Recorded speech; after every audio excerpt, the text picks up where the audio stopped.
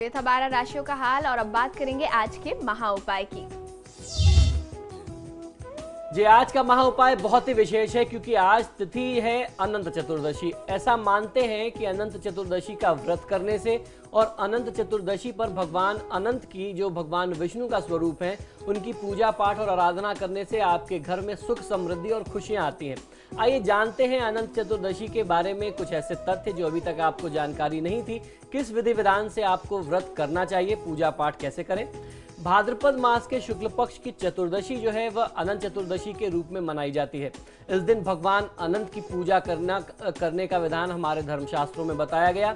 इस दिन महिलाएं सौभाग्य की रक्षा एवं सुख और ऐश्वर्य की प्राप्ति के लिए व्रत रखती हैं और उसके साथ साथ 10 दिवसीय गणेशोत्सव का समापन भी आज की ही तिथि में होता है। आज इस वजह से आज की तिथि बहुत ही विशेष हो जाती है।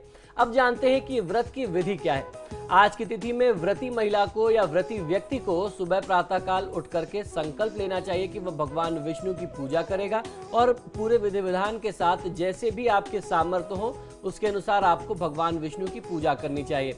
भगवान विष्णु के समक्ष 14 ग्रंथि युक्त अर्थात 14 गांठों से युक्त एक अनंत का धागा होता है, अनंत सूत्र जिसे कहते हैं। आजकल बाजारों में बहुत आसानी से उपलब्ध है। जिस तरीके से राखियां राखी के अवसर पर मिलने लगती हैं, अनंत का धागा भी वैसे ही मिलता है। इसको आप भगवान विष्णु के समक्ष रख करके, ये धागे को आप भगवान विष्णु के समक्ष रख करके इसको आप प्राण प्रतिष्ठित करें, उनकी पूजा करें, उस धागे की पूजा करें।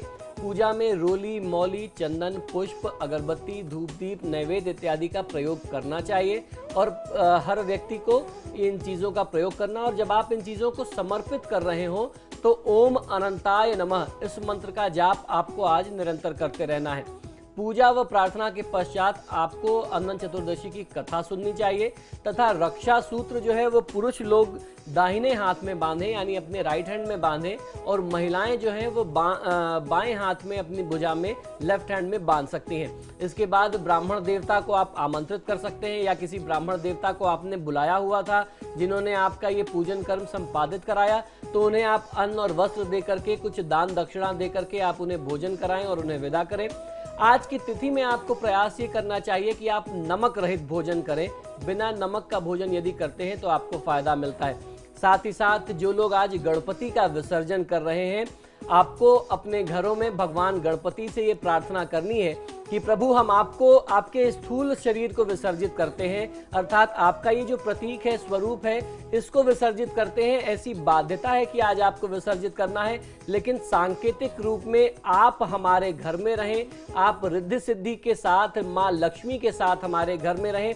क्योंकि मेरा अपना व्यक्तिगत ये मानना है कि आज के युग में धन से अर्थात लक्ष्मी से कहीं ज्यादा आवश्यकता यदि व्यक्ति को है, मनुष्य को है, तो गणपति की है। गणपति जो है प्रतीक है विद्या और बुद्धि के।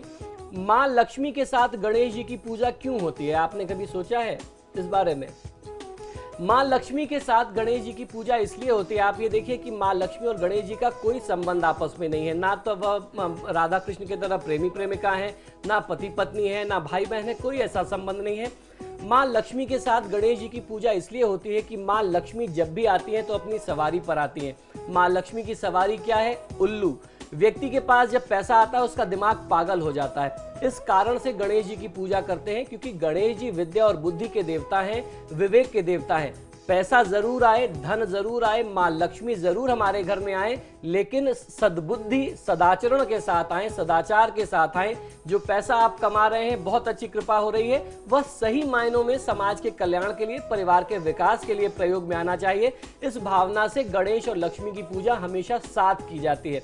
तो आप भगवान गणेश से कहिए कि माँ लक्ष्मी के साथ, रिद्धि सिद्धि के साथ आपके परिवार में विराजें, आपके परिवार का कल्याण करें और आज की तिथि का आप आनंद लें। बिल्कुल आचार्य जी, बहुत ही अच्छी बात आज आपने आज सभी दर्शकों को बताई है कि आखिर भगवान श्री गणेश का पूजन क्यों किया जाता है माता लक्ष्मी के साथ। हम उम्मीद करते हैं हमारे तमाम दर्शकों को इन उपायों से बहुत फायदा मिलेगा और आपके घर में माँ लक्ष्मी और गणपति जी दोनों विराजेंगे। फिलहाल आज के लिए दीजिए इजाजत। आपके सितारे में इतना ही। आचार्य जी बहुत बहुत शुक्रिया आपका स्टूडियो में आए। जय हो अनंत भगवान। तो खबरों के लिए देखते रहिए समाचार प्लस।